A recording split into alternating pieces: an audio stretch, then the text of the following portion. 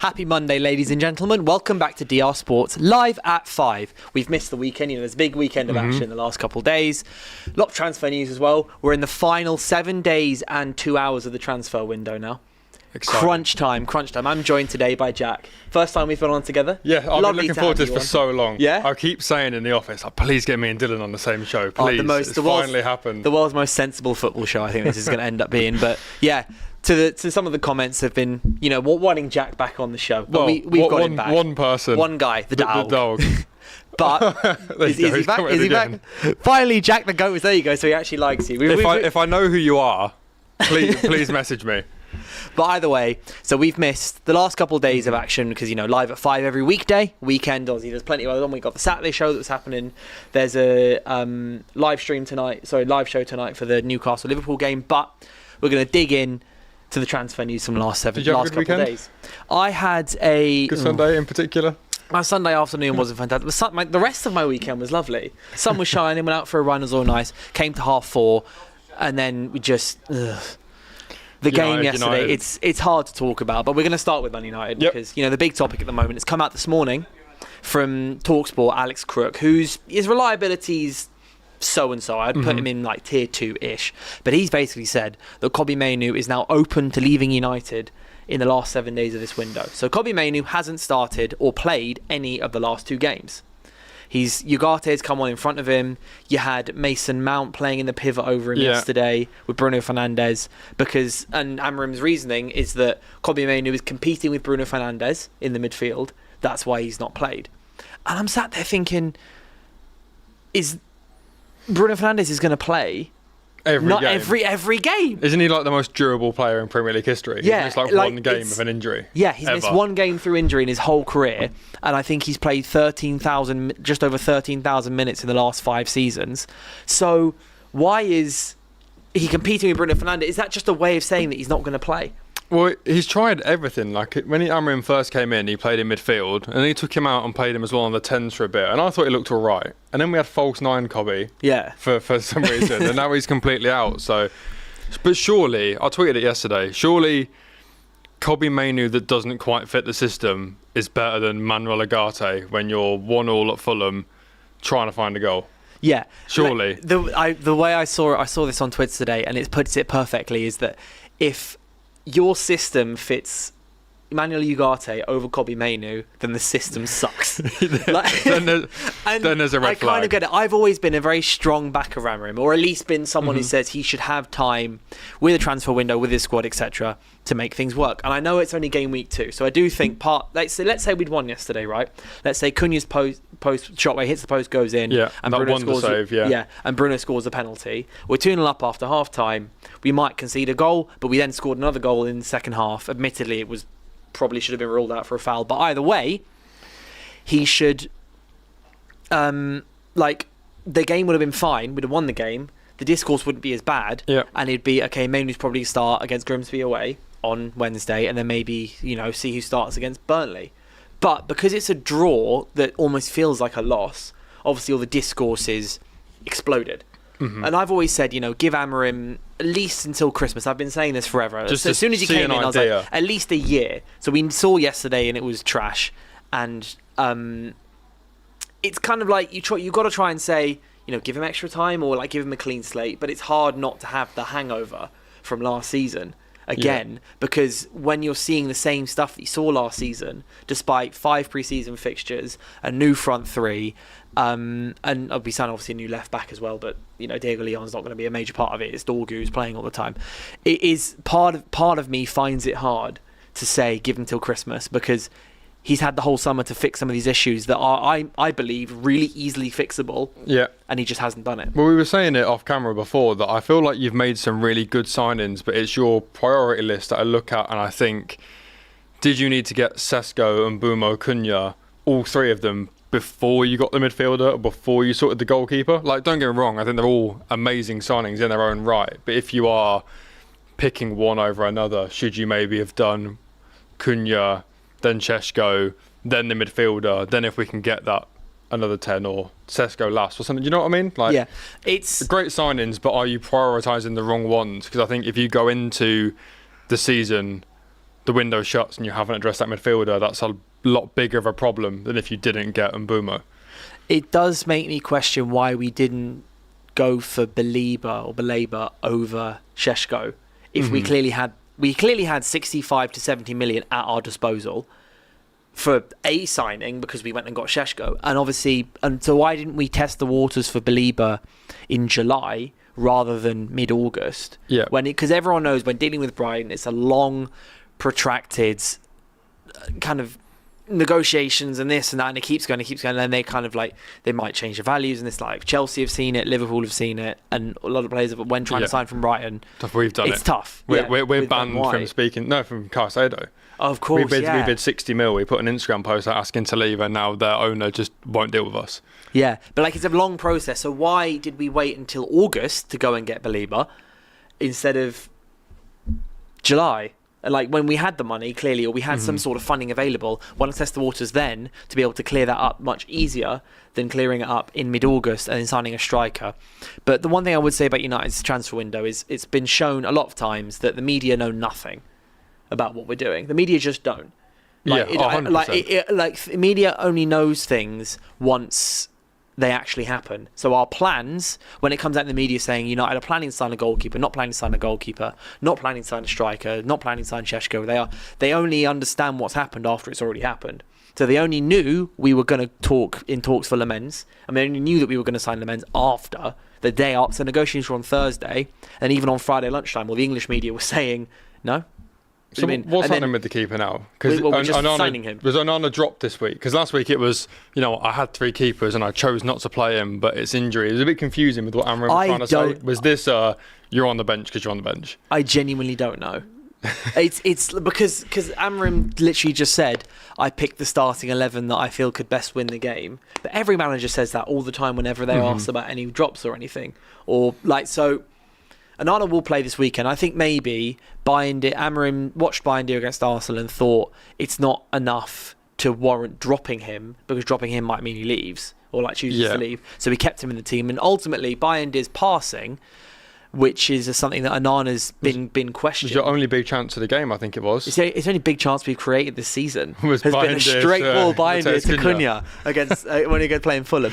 But just what's so strange is that it's not as if Bayern has been spectacular, but then almost all 4 of our keepers now, right? We've got, let's say Lemens gets over the line, and then you've got Bayern, Onana, and Tom Heaton. All of them have a significant reason as to why they shouldn't play, which is a weird one, because Bayern, he's not good enough in the air. He keeps getting beat on corners and crosses. Onana makes too many mistakes. Tom Heaton is 40.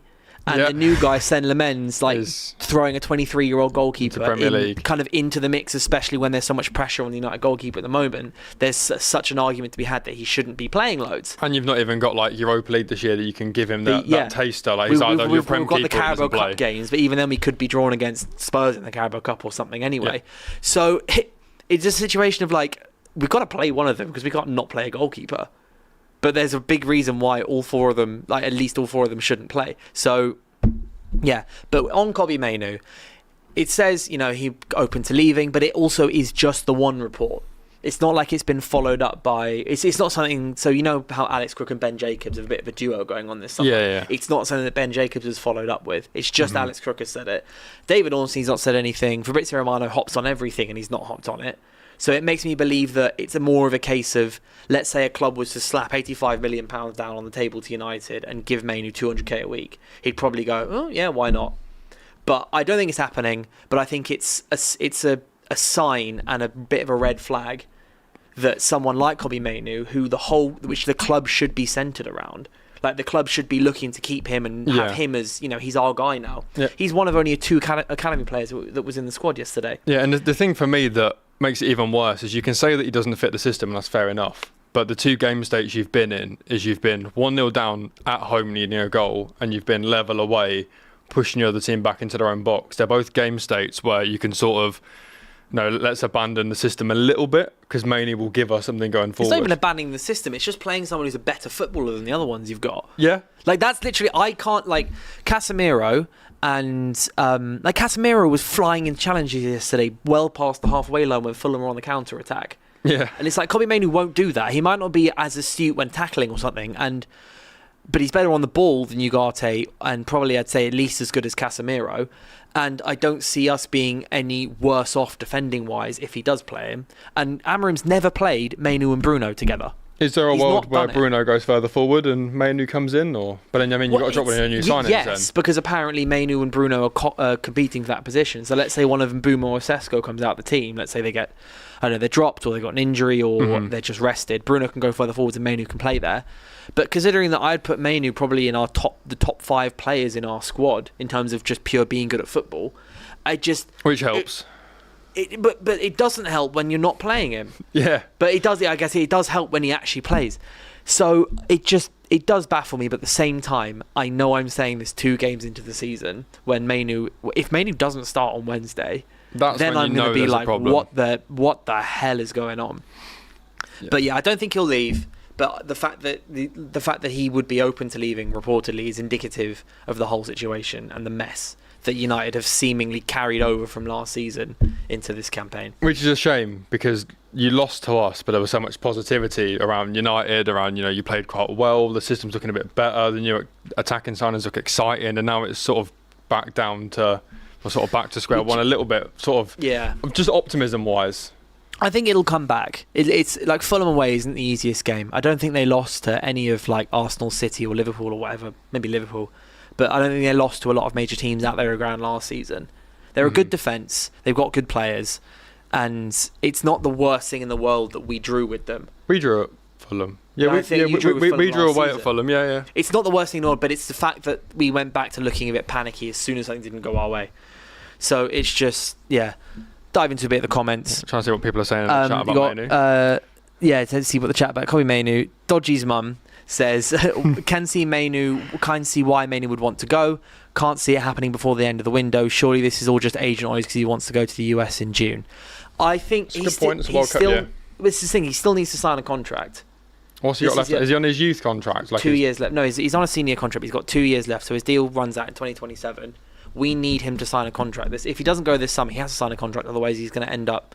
If he doesn't sign a contract, it means that he's not playing, and it means he'll go next summer for pennies on the dollar probably, because he'll have 1 year left on his deal. I still believe, I know after everything I've said, I still believe Mainoo's good enough to play his way into the team because he's just so good at football. But it's like he's being unfairly, not say unfairly, but like he's got things going against him at the moment in terms of Amorim being insistent with the defensive players. Well, it's what you were saying earlier about how Amorim's sort of happy to adapt the team to certain players, but not others. Like he'll sort of, when Shaw comes in centre-back or Mazraoui, he'll sort of tweak things a bit. And Casemiro playing at the end, but as soon as it's Kobbie Mainoo, it's no. I think Bruno should be dropped for Wednesday.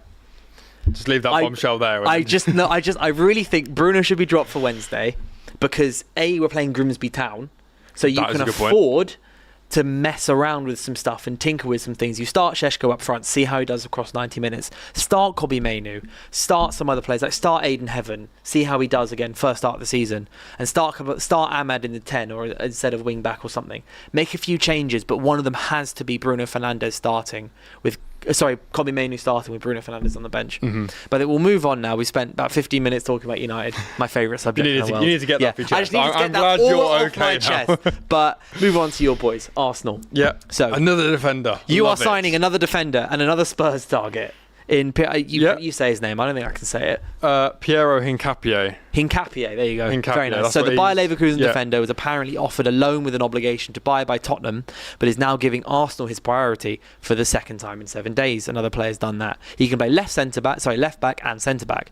Kiwior is close to a move to Porto. The defender wants more playing time, would prefer a move out of the Premier League. I think it's not really working for him in the Premier League, really, is it?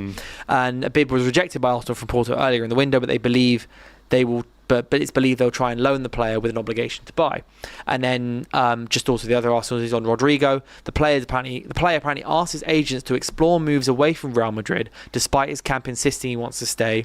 Big clubs called their interest because they weren't sure if the Brazilian really wanted to leave Madrid. But starting on you signing yet another defender, is this just a one in, one out? I think it's more than that. Obviously, on the surface, it looks like Arteta spending big money on another defender. Oh, because he is. Okay, fair enough. But Nuno Tavares has made his move permanent to Lazio. Tierney's been released. Tomiyasu could play left back, has had his contract torn up. Kivior's probably going to leave. Zinchenko's probably going to leave. So it's almost like that's 5 or so players that can fill that left back, left centre back void. So we're bringing one in. So it's a bit more like that. But it's if Kivior leaves, you need to replace him. You saw last season when Gabriel went out, that was who came in. I think Calafiori's maybe more that guy that would cover left centre back now. And Hincapié can play left back. He's a little bit different to what you've seen before. He's sort of a centre back if you want to play a back 3. If you want to play a 4, he's definitely a left back. He likes to get forward. He's aggressive. He likes to cross the ball, sort of front footed. So yeah, imagine you put Romero left back and gave him a bit of pace. You know, like that tenacity, that bite, that aggression. Like he's a bit like that. But someone's already made a set piece comp of all the set piece goals he scored. So far this season, your left back's been really high and wide. And I think that's partly to accommodate the fact that Eze won't be touch. Eze's not going to be a touchline winger, right? He's going to want to drift inside. So I think you're playing a really high and wide left back to make sure you can still stretch an opposition's back 3 or back 4. Yeah, we're just copying Pep, mate. Yeah, exactly. They had Vardy. Pretty much, as Arteta has been doing for a long time. And then they were like, Vardy's not really working at left back as much as we want, so let's go get Ait-Nouri and have a flying fullback. So we thought, let's do the same thing. But do you think that could be where Arteta's going with this? Yeah, I think he wants 2 options. He wants Lewis Skelly inverts into midfield and then Madueke is left-footed and holds the width, or you have Calafiori or Hincapié bombing on and staying wide. And then you then put like a Martinelli or whoever who wants to come inside. So you've got that. One's always going to be wide, one's always going to be narrow. If you want the width from your winger, you play Madueke. If you want the width from your fullback, you play Calafiori. Calafiori is a weird sort of natural centre-back, but somehow looks better in the other box and he does his own. Yeah, and he's got a goal and 2 assists so far this season, Calafiori, doesn't he? Yeah. His first 2 games. He's been absolutely smashing it. But who plays on the left of your back 2? It's Gabriel. Okay. And then Calafiori will cover that if he's injured, because if Kivior leaves, and then Hincapié is also left-footed and can play centre back. So is it just a case of Arteta's going to go, right, guys, slog it out for the position? If at least between those 2. I think it's come in and fight for your left-back position.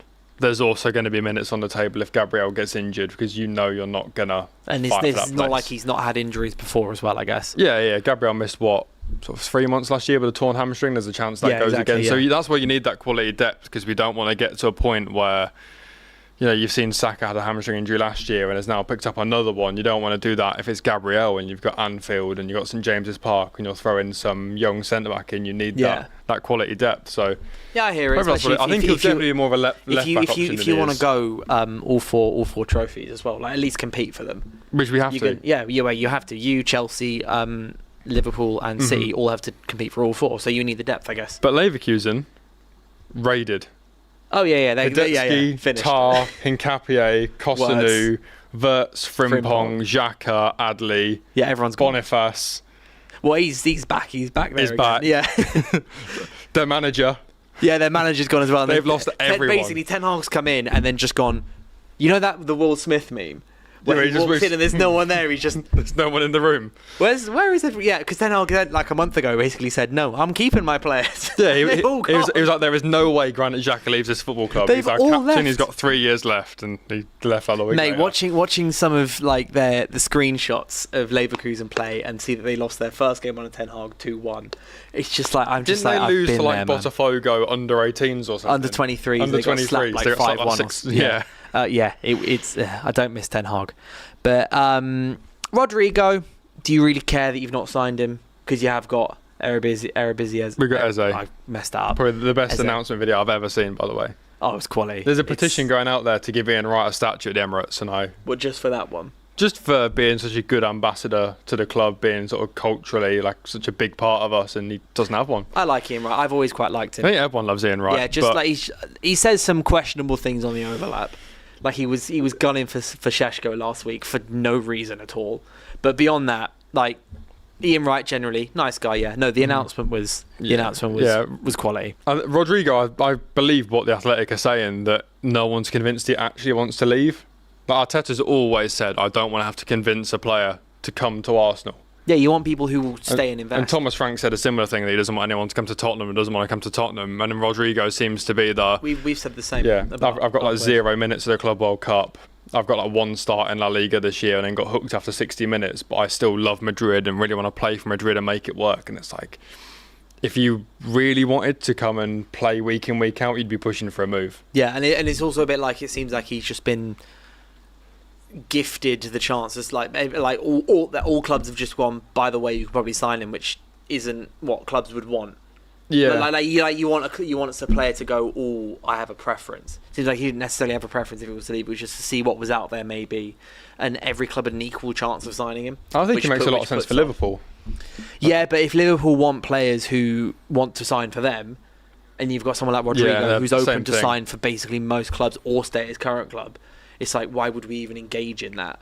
He's just so passive. He is almost just like I really want to play football, but I also like being at Madrid. So whichever one it ends up, like I've just I like the privilege of being a Madrid player, but I also like to play football. So, but you don't want that. I mean, you remember Alexis Sanchez at Barca? Oh yeah. Like I could be in and around MSN, win trophies. I'm still playing a lot of football, but I want to be the guy. So I want to go to Arsenal. Whereas now Rodrygo's the opposite, and he's like, I kind of like being a part of this, but if I'm not, then that's also fine. It's just a safe. If you're at Real Madrid, he's too safe. Bet to just stay there, very safe. He's too safe. But then a club that's basically signed nobody. Ooh, I don't like that. Sorry, Ben Jacobs has just tweeted. Right. Kobbie Mainoo considering options following a diminished role under Ruben Amorim, as per Alex Crook. So there's the 1-2 that he has. That's the 1-2. Unclear if anything will develop in the next week. Mainoo has always been committed to staying, but lack of opportunities have changed the dynamic. I still don't think he's going. I don't think it's going to happen, but Kobbie Mainoo considering options, it might just be the club he just wants more assurances from the club, because he stayed this season and he's always said in his all the reports have always said regarding his contract that he wants assurances that he's going to play. It wouldn't surprise me if this is more the club pushing the sign or go narrative at him. No, I think you out, but you need to make a decision. So I think this would be from Mainoo's side, because I don't know why the club, because us as a club have been really stum in terms of telling anyone anything. Mm-hmm. So if things come out, it's been intermediaries or agents or from players' camps. So I believe this would be from players from Mainoo's camp, but it might be a bit of a obviously Mainoo's so loved by United fans that maybe the fans the idea of this is to put pressure on the club to make him play. He needs to play. But we've spoken enough about Kobbie Mainoo. If you've just joined us and you want to hear more about my thoughts on Kobbie Mainoo, just wait till the end of the stream, go back to the beginning of the video, and there's about 15 minutes of me ranting about United. Drop in the chat as well. I want to know what everyone else thinks about this. Someone 100%. He's Chelsea inbound. No. It was rumoured before, wasn't it? But yeah, in January Chelsea reportedly were open to it, but who wouldn't want to sign Kobbie Mainoo? Genuinely. He's Kobbie bloody Mainoo. Gonna get our Van Persie back. Oh God, no! If he went to Arsenal, I think I'd quit football. I definitely wouldn't come back. I'd never want to see Robbie again. It would be. But okay, moving on. Yep. More stuff. Newcastle have done that thing where they get a bid rejected again for the 19th time this window. So Newcastle bid 50 million for Strand Larsen, who we both very much like. Yeah. It's a flat 50 million bid, no add-ons or anything. Felt that there was positive talks with Wolves over the player, who they see as a Wilson replacement, but Wolves are adamant he's not for sale. I love that briefing of oh, by the way, Newcastle have definitely said this is a Wilson replacement. This is not an Alexander Isak replacement. Yeah, it's every time. They're making sure that everybody knows that, yes, we're buying a striker, but it does not change our stance. Nothing to do with Isak. Yeah, I mean, look. Every year Wolves lose a big player. They've already lost one this year. They can't do another one, surely. Every year it's Neves goes, Mateus Nunes goes, Mateus Cunha's now gone. Surely Strand Larsen can't go in the same time. And they never reinvest that money. I was watching them, so I've got Strand Larsen in my FPL, so I was very invested in the Wolves-Bournemouth game on the weekend. Yeah. They just look so flat. They looked so flat. They lost Nouri as well this summer already. Remember? Oh yeah, and Nouri. So they've lost their whole left-hand side. And Fabio Silva. We were about to talk about that. Fabio Silva's also going. So I don't think this will happen unless Newcastle put way too much money down for them. Strand Larsen is a good player, but I'd put 50 million is the higher end of what he's worth. And I think he only signed this summer, right? He was a loan with an obligation or something. So I think they've only actually signed him now. So if they flip him immediately, but yeah, like you say, it's got to be. You got to pay over the odds. Yeah, I mean, so is it? He scored 14 goals last season. It's all right. Yeah, could you see this as Vissa, hurry up, or we're moving on? Sort of. Yeah, but deal isn't that you know when Arsenal were doing the whole like Sesko, we're going to go for Gyökeres if you don't. Yeah. Speak to your agent. Do you reckon they're doing that? Of like, we still want you, Vissa, but we're going to have to move on if you don't push it through. Isn't the Vissa stuff more on Brentford? Like Newcastle just haven't really put. Yeah, but he's he's not going on strike. So come on, look at our striker. Well, he's not played. And his Instagram handle's black. Yeah, have you seen that? There's a screenshot of loads of players that have all blacked out their Instagram. I mean, Newcastle have just had one of the worst windows I can remember at all. Just like not even necessarily in terms of not signing great players. It's the fact that you're targeting all the right players and you're just getting rejected. And it's a whole mess in Newcastle. But like 50 million for Strand Larsen, you are overpaying. He said there's a reason for that. If he's just signed permanently with Wolves after scoring 14 goals last season, but it's almost like the 50 to 60 million is the new 30 million.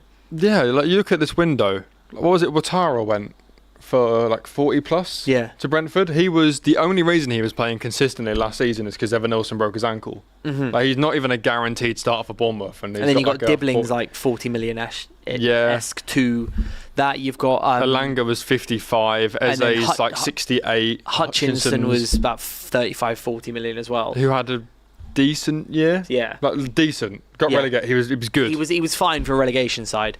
And then like Liam Delap, if Delap wasn't 30 million, he would have gone for about 45, 50 as well, he release clause, right? Yeah, because his release clause was 40, then they got relegated, so it went down to 30, which is why he was such a steal. But he was the fees are... I remember I got this so wrong. I said before the summer opened that I reckon the average fee is going to be a bit lower than previous years. I've got that so wrong. The average fee is about 50 mil. Unless you're Arsenal and we're taking £20 million for Jakub Kiwior, which I think is less than what we paid him, even though his stock's gone up. He's like playing against Mbappe. We are the worst. But then we're about to sell Højlund for 45 million. Yeah, which is just like, in my opinion, for someone after his first 2 years, I get that it's like, recouping what you've lost or whatever, and he was good in Italy.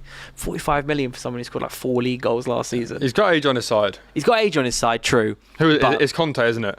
It is Antonio Conte. Who's got a thing for just taking finished players and then just turning them into absolute... He'll get like 30 goals next year. And him and Lukaku will be linking up, McTominay in behind, De Bruyne It's through McTominay, balls. De Bruyne, Lukaku and Højlund. It's just people that have left Manchester. Yeah. It's just and then we're talking about this before off air, is that also then like Inter Milan have like Mkhitaryan at DM. They've got Darmian as well has been there as well. It's just like Serie A has just got a load of ex-Premier League players who didn't quite do as well as everyone. Didn't Ashley Young go over there and win the Scudetto? Yeah, Ashley Young was stunning. Like 38. Stunning at Inter Milan. Yeah, it's very weird. But someone talking about like Premier League, ex-Premier League players. One might be coming back in Conor Gallagher. Yes. Back to Crystal Palace potentially on loan. Do you think this is very World Cup driven? Maybe from Gallagher. Probably, yeah. And it's a chance to go back in the Premier League, get in Thomas Tuchel's vision, play week in, week out. It's a fan base already adore you.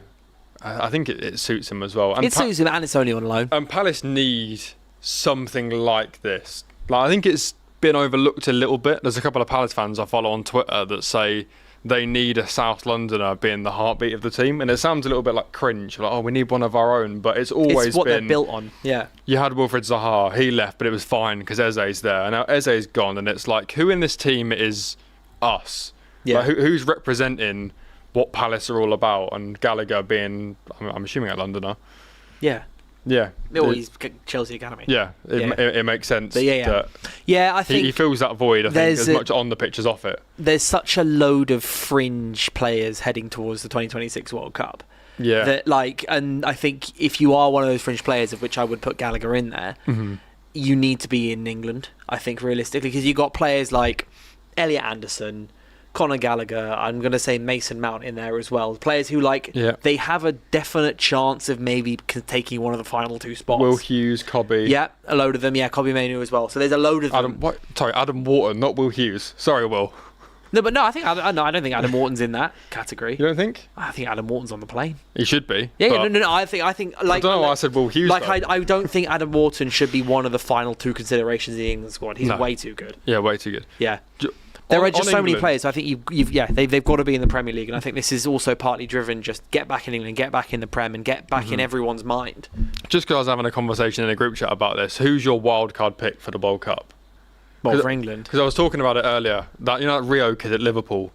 Yeah. About how England they've struggled with their left wingers for a while. The Walcott, the 16-year-old wild card pick that comes with barely any experience, or your Max Dowman will be 16 and a half. And then you've got like, I guess more example like Mainoo, for example, like the Euro starting the final. Surely there's one name that creeps in there that's like your absolute wild card. Well, yeah, there's always one that goes. I think if that Rio kid plays decent minutes for Liverpool, which if they don't sign many more players, he probably will. I hear it. I don't mind it. Could we go? Probably won't play much, but I honestly, you know what? I don't. Who have you got? Morehouse. Fucking Morehouse. I don't know what you're. Is Fredrickson English? Fredrickson's English. I mean, he won't get in the squad. I don't know. I probably like young kid. I have no idea. Yeah, I honestly I could not tell you. I'd probably, if it was just anyone that's a bit of a rogue pick, I probably would go someone like Mason Mount. Yeah, because a couple of the comments have been asking it. Do you think Tuchel will pick Mount for England? I mean, someone in the chat has just said, Zinchenko should fight for Spurs, experienced in Champions League. Look, if anyone's crossing the North London divide. Yeah, well, Zinchenko, just because he's too attached to either, like to Arsenal. Someone's just said if Max Dowman's doing this, Rio can definitely do a madness. He's got a good chance as well. See, they're in all 4 competitions. Yeah, I think Rio would have more of a chance. I don't know how to pronounce his surname, so I'm just going to keep calling him Rio. Max Dowman's going to be way more protected than Rio will be this season. Because they've literally got Gakpo at left wing right now, right? That's kind of it. Yeah. So, yeah. And then the other option was if they sign Isak, which we'll move on to, then it was that Ekitike could play left wing. But Ekitike is still not a left winger. Yeah. So he's potentially their only left winger. Yeah, so if Rio does go to the World Cup, an Arsenal fan called it. An Arsenal fan was pro Liverpool in August. Yeah. Bookmark it. You timestamp right now. Right. But Newcastle-Liverpool is tonight. The big game. I can't wait. We've got to watch long after this, so hang around. Who's on it? Some people have been asking who's on it. Laurie, Doyle, FJ, and a new Newcastle fan, Zara, I believe she's called. There you go. So tune in from 7:30? Yes. 7:30 start. Be there, tune in. square. Be there. We'll just be there. 100%. Be there. Especially if FJ's on and Doyle are on. Because if Newcastle do anything good or Liverpool do anything good, both of them will be running around this studio, screaming, shouting with their shirts off and everything once again. Yep. But it's the Isak custody game. Yeah, someone was saying like some old WWE game, the custody of matches. This is the custody of. But just a question right here. Yeah, so keep Alex, keep your hood up. Wear neutral colours. Yeah, Alex, be careful. Look after yourself. Be careful outside St James's Park. But it's just a question posed here. Can Liverpool go back in for Isak? Playing Newcastle night at St James's Park. Could the Reds do a late swoop for the striker who's currently out of the squad? Yes. I think they have to sign an attacker, right? So what's wrong with just making one more attempt? It depends on his resolve. Like, someone has to blink first. Because there's so much upside for everyone with every outcome. Like, you look at Newcastle, they struggle with PSR. If they can book 100 million up front, 50 in add-ons, that's 100. Their PSR fixes them for years if they get 100 mil. Yeah. On the books in one window. And I think that gives them so much wiggle room for years. I think it would go down as pure profit, so to speak, because I think Isak's past his years of the amortization. The amortization. It fixes their books so much, but then it also, from maybe the fans' perspective, looks like they have sort of backed down, given in. They've accepted the food chain thing, and they've let him go to Liverpool with the player powers won. So it's kind of the. But does money to a certain extent negate that? Because at the end of the day, you can't just stand purely on morals and go, what, 140 million? Nah, I'm okay. Because AGT asked me this time last week, he said, what do you think the timeline's going to be like? By the way, there's one comment here that said Aiden Heaven from for rogue shout for the England squad. Actually, I like that. Do you know, it's not a bad shout because Tuchel loves the back three. Mate, Aiden Heaven is quality. But which I did not see coming, I'll be so honest. It's no one saw that coming because he wasn't fantastic for you. He played against you and Hoyland tore him a new one in pre-season. He got ripped apart. Nah, Aiden Heaven's quality. He's a really good player. But I think the timeline of the Isak thing is going to go tonight. The result is the result. Sorry, before you say this, can you just make sure he signs after the Arsenal game? What, Isak? Yeah, I just don't want him to come before Liverpool-Arsenal. Like, can you just make sure your timeline aligns? That he signs the contract like... Well, you know what, Jack, I'm just going to give you my timeline. Whether it's good for you or not, I don't care. But so what I think happens is the game happens tonight, and then Liverpool put in a bid tomorrow morning. Does it depend on how the game goes? I think the game is irrelevant. I think however the game goes is however the game goes. But once the game's finished, I think everything actually calms down a bit. And I think Liverpool will put a bid in, and then, well, no matter what that bid is, Newcastle will spend 2 or 3 days deliberating before they either accept or reject it, just to piss Liverpool off. Yeah. So it'll be either Liverpool might lowball them slightly, and then Newcastle will sit there and wait until Thursday or Friday before rejecting it, just to make it even harder for Liverpool to sign somewhere else, because you can be petty like that in football. You're allowed to, like Nottingham Forest have been, for example, with Morgan Gibbs-White. Yeah. But however much Liverpool put that bid in for, I know. Yeah, I feel like Morgan Rogers at the moment. Yeah. But Jacob Ramsey. Sorry, Jacob Ramsey. Yeah. My head's all over the place today. But and then they put the bid in on Tuesday morning, and then it'll get accepted or rejected on Friday. And then. And then if it gets accepted on Friday, then obviously Liverpool have got to do the medical, everything. He won't be in the squad to face Arsenal anyway. Thank you. He won't regardless, because it's not going to... I don't think it's going to happen, like the resolution, until something like Friday. I agree with you. I think they put something on the table and say, look, there's a week left of the window. This is our offer. Take it or leave it. And then Newcastle turn around and go, we want more. Bid or walk away, and then they both just stare at each other, and it's like, who blinks first? Do you actually believe Newcastle are going to reject it? Or I think Liverpool have to bid 135 plus something to get this done. 135 plus 5 or something like that. I think that will get it done. If they go in with 120 plus 10 or something like that, I think Newcastle say no, and I think that's the end of it. And then where do Newcastle go for a replacement if it does go through so late in the window? If it's not going to be Strand Larsen, if the Vista move doesn't materialise, I have no idea. It's tough. Genuinely, absolutely no idea. Newcastle could end up with no strikers. Because the Ekatike thing makes it even worse. Like, they've nabbed their replacement as well. Yeah. And we've nabbed their replacement. Yeah. Yeah, no, they could walk in and they got to put Joelinton back at striker. Yeah, like it would be Anthony Gordon. They'd just play Anthony Gordon up top. Yeah. It's the only, because they'd have Barnes on the left, Anthony Gordon up front. But even that'd be it for Newcastle. They've got Barnes, Elanga, Gordon front three, and then outside of that, like, that is kind of it. They've got Osula. But I think that is the only forwards on their books, I'm fairly sure, is them 4, unless I'm missing someone obvious. I know Jacob Ramsey's coming in, but he's more of a midfielder. Yeah, it's... The only other thing they could do is try and get a loan. Yeah. Like loan Whisper or something. Reece Nelson?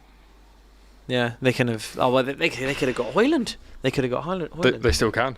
Yeah, who knows? But... Bournemouth. Oh, wow. Okay, Bournemouth are advancing in talks to sign Alex Disasi. Bournemouth confident they can make it happen. The player has been excluded from Chelsea's future plans and is seen as a sellable asset. He went on loan to Aston Villa last season. Yeah, I mean, Bournemouth's back line has been torn apart. They've sold 3 of them. Kirkes. So I think Huyson, Kepa was there as well. Oh yeah, Kepa as well. So I think Bournemouth, the way they've got to go in order to stay in the Premier League, they've just got to kind of... Oh yeah, Nicholas Jackson is a good point. They could maybe do the loan with obligation for Nicholas Jackson. We're talking about Newcastle again. Yeah, they were saying... I think it's 60 to 70 million package. If they're throwing 50 at Strand Larsen, they're probably not that far off it. Well, it's like, you go to Chelsea. He is a good player. Do go to Chelsea and go 10 million loan fee with an obligation to buy. Chelsea being so good at selling players as well. Oh, it's bizarre. Just flipping Jackson. What did they pay, like 30? Going to flip him for 60? Even though they're forcing him out, they're going to flip him for double. I know. It's just you can be like that when you're at the top and you're constantly churning out good players and you're performing well. Well, someone should probably tell my club that, but someone probably should tell Arsenal that. But Chelsea to Alex Disasi to Bournemouth. If you're Bournemouth, this season is just about staying in the league again. I reckon. Like, Iraola's a fantastic manager and he probably will, but it's, stabilise the ship. Buy some Prem-proven players from the top clubs to you won't be maybe as good as last season. You've not got the players you necessarily had last season, but just stay in the league, buy a couple players who you know can perform well in the Premier League, don't need any dodginess here and there, and then go again next summer. Yeah. Because they've been ripped apart a little bit. And Semenyo will go almost certainly next summer. I reckon he'll be in it. He'll be in one of the top 6 teams next summer. Yeah, someone was saying that his new contract didn't actually put that much time on it. It was more just a wage increase thing. So yeah, I agree. He'll probably go. But Disasi, I don't think he's amazing. I think a lot's been made of his shortcomings, but I feel like Unai Emery putting him at right back against Doku probably exposed those shortcomings a lot more than you should. So he's a good defender. He's just not. Don't think he's Chelsea's level, but like you say, someone that can come in, stabilise the ship, played in the Prem before, good leadership qualities. Yeah, it's quality. They've already brought in one centre-back whose name escapes me, but yeah, that's 2. Yeah, I can't remember his name. But yeah, I think it's just about sign a Prem proven player, stable the ship a bit, and then just stay in the league. You've got a manager who's good enough to do it. Yeah, bring in a couple of players that he can work with, and then plan for next summer, because they've got loads of money now. I'm sure their net spend is massively in the positive. Mm-hmm. So, and then you'll get 60 million or 50 million for Semenyo next summer. Yeah, and in a year when Brentford are not struggling. Have the 200 million to try and buy 6 or 7 players who will improve your team, and then just build up. How much have they made this year? So, like 40 for Ouattara, Huijsen was 40, 50. Zaberni's was about 50, right? Kerkez, they made a lot of money.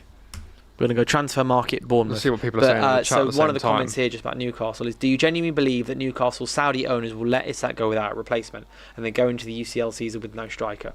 I'd love to know what Newcastle fans actually think about their owners at the minute, because there's been a lot of talk of not abandoning the project, but people are looking and saying like they were willing to let Isak go to Al Hilal, and then they've not really done too much. And I think a lot of Newcastle fans that I've spoken to are a bit frustrated that their ownership they don't seem to be pushing ahead as much as they were. I don't know whether that's just a PSR thing, but it should be just a lockdown Isak. That's it. But so Bournemouth's net spend is around Saudi probably going to treat Newcastle like Strasbourg. It's probably a good point, because there was reports that sort of Newcastle Saudi owners were speaking to Liverpool and encouraging FSG to get involved in Saudi.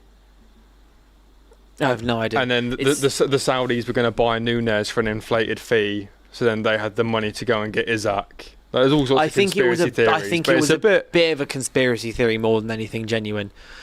But no, I do think Newcastle will. I think the bid will come in, and then Newcastle will decide internally pretty quickly if they're going to accept or reject it. And if they do accept it, then they're just going to let it simmer for 48 hours before then coming back to it. So they will have a plan. Obviously, they're going to have a plan. But having no sporting director for the whole summer and all of that stuff has really screwed them the entire time. Yeah. And it just is what it is. But other news, final bit, and this is just, I always find this so funny. Victor Boniface has failed his medical at AC Milan. Leverkusen say he won't be moving to AC Milan as negotiations are tough. This whole thing's really confused me. How do you do a medical without a final agreement between clubs and then fail the medical? And then he put a post out about it, but I'm not quite sure what he was saying, but he basically called everyone in the deal clowns. So what do you do now? The window closes in a couple of days. Is he the first player in football history to get 2 here we goes from Fabrizio and they both fall through?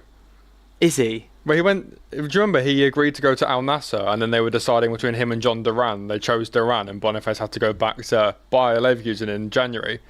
Oh yeah, they did. Oh, that's embarrassing. I know he's got the here we go for AC Milan, done the medical, and then has been sent back and called everyone a clown. So in back-to-back what happens windows, to him now? Because Ten Hag's not someone that will take this lightly. If he's calling everyone clowns, he's a good player. Yeah, he's a good player. In their Invincible year, he was starting more than Patrick Schick was, and now it seems to completely flipped on its head. And Patrick Schick's the main guy at Leverkusen, and it's the whole medical. But I just find it bizarre that failing the medical is. But so Leverkusen say they won't move to AC Milan as negotiations were tough. So, but they can't do another medical. No. They can't do another medical. No. But and also, what would there be to renegotiate with AC Milan anyway if you had agreed on a fee? The whole thing, the fact that it's happening right at the end of the window, pulling the plug on the deal because he's failed the medical, but also you didn't like the negotiations. There's got to be something more to it. There's definitely something more to it, and also AC Milan now need to try. They stopped the Højlund deal because they wanted to sign Victor Boniface, and now they've not signed him. AC Milan need to find a striker. Didn't they literally sign Santi Jimenez from Feyenoord in January as well? Yeah. So I don't know. A penny for his thoughts. Yeah, it's AC Milan. Is what it is. It's been a weird few days, I think, in the transfer market. Some strange stuff. It's going to heat up. There's so much left to play out because we also still have to sell Anthony, Sancho, Garnacho, and Højlund still has to go as well. And then we also might still sell a goalkeeper, might sign a goal, signing a goalkeeper, might sell a goalkeeper, might not sell a goalkeeper. And I think we're still going to go from midfield. So from United's perspective, there is so much. I think we're solely on outgoings because we have sold, I think. But you've signed everyone you need. I think we've sold like £3 million or whatever Nuno Tavares' buy clause was. We've got that. But other than that, we've sold absolutely no one. In fact, we've terminated Tomiyasu's contract, so we might have actually paid him. So you might net negative on sales. Our net spend might have gone up from the players leaving. Oh, that's poor form. This always makes me laugh in the chat. Someone saying, if Newcastle keeps Isak, it'll affect the team morale within, so it's best to let him go as soon as possible. And it makes me laugh because that could either be a really, really good point, or it's a Liverpool fan. I let him leave. I reckon if Isak stays, he'll be fine. Go on then, how do you feel about that one? Could do with Conor Gallagher at United. Nah. Legs in midfield. Legs in midfield I get, but what we need is Bruno Fernandes to fix up in the midfield or stop playing in the midfield, and an actual defensive midfielder. The issue we have is that Kobbie Mainoo is our best midfielder and he's not the world's best defensive midfielder. But then that makes the whole Casemiro and Ugarte playing over him when they're just not that great. Is there any world where Amorim changes the system? Any world. No, this is what that doesn't happen. It just doesn't. Sticks with the three. I reckon the only way that can happen is if Sir Jim Ratcliffe calls him up and goes, "Change it or you're gone." I reckon. I even don't think he changes. But it. I reckon he would then go. I reckon he then resigns. Yeah. I reckon Amorim would resign before doing it, which is so annoying because if we played a 3-4-1-2 with Mbeumo, Sesko, and Cunha as three split striker options. Then amazing. That sorts so many issues. Yeah, it gives you enough midfielders. And then you play Kobbie Mainoo alongside Casemiro with Bruno with a 10 who can drop deeper if we need a third man in midfield, and we're sorted. Genuinely, will be so much better. I don't think it's a disaster at United by any means. It's not. It's been blown out of proportion a bit. I mean, you could, like you said, you could have been 2-0 up after like half an hour yesterday. Yeah, we should have been chatting about anything, but something's got to change in this last week. A midfielder's got to come in, surely. Yeah, I do think there's a chance we'll sign a midfielder because I don't care about the fact that there aren't any links because we never have links. I mean, yeah, realistically, the top clubs are getting so much better at it now. Yeah, like this Hincapié thing came out this morning. It just comes out. Arsenal, Spurs, they're getting. Arsenal have already spoken to him. Berta's spoken to him. He's already told the club that he wants to go to Arsenal. He's told Spurs he doesn't want them, and it came out this morning. This must have been happening for weeks. Yeah, it's going to be a good. So it's now 7 days, 1 hour and 13 minutes left of the transfer. We will be there. We will be there no matter what. Liverpool still have stuff to do. You've still got stuff to do. We need to try and sell some players. Mate, it's going to be a good week. Newcastle at least I hope it's going to be a good week. But and we'll keep everyone updated. Garnacho. At 5 p.m. Any updates for us on? The Garnacho thing is simply just because I remember a man who scored a very late winner against Fulham a couple of years ago. Oh, I know. Yeah, who would have been such a great on the pitch yesterday. But with the Garnacho thing, it's just Chelsea want him, and he wants Chelsea. And Chelsea are so far below our valuation. They're like, we think he's worth 25 million. Is this another who blinks first thing of we know you're not going to keep him? Well, I don't No, but I think we would keep him. You can't look at Garnacho and what he did last season and everything, and then look at all the transfers this season and go, £25 million player. The guy, for his faults and his bad moments... Django Boutaro is going for 40 plus from Bournemouth. I'm thinking if Anthony Elanga is going for 55... Garnacho is better than Elanga. I really reckon he is. He got 21 goals and assists last season, despite the fact that he was playing terribly at points. And I think he's a good winger, and he'd do well. And I think he'd start over Gittins, at least to start with, for Chelsea, because Gittins just looks so raw. You still got Sancho. Yeah, this is what I mean. There's so many players. What's going to happen? How's Højlund being sold before any of these lot? Højlund was in the squad. And he has been in the squad, it's but we'll find out across the next course of the week. We will be there. Yeah. Stay tuned on the transfer show. You guys, I was going to say, 5 p.m. every weekday. I am here with various different guests talk about the transfer news. 5 till 6 p.m. We'll bring in all the latest news, breaking down the stories, either clowning clubs for being terrible or clapping clubs for being good. But either way, remember that there is the Newcastle-Liverpool stream at 7:30 right here with with Laurie, Doyle, FJ and Zara. Two of the most animated Liverpool fans ever meet. They'll definitely tune into it, especially if Newcastle score first. Make sure you're here. Make sure you're here to watch them cry. Production, I've heard, are working on subtitles exclusively for Doyle. Like it's a new feature. Everyone keeps asking for it in the chat, so you can turn them on. Especially if he turns his volume up as well and starts speaking really quickly when the goals are coming in. But either way, tune in every Friday. Make sure, I'm here. We're breaking down all the transfer news, and we've got loads of shows coming up this week as we do with DR Sports, and we'll see you soon.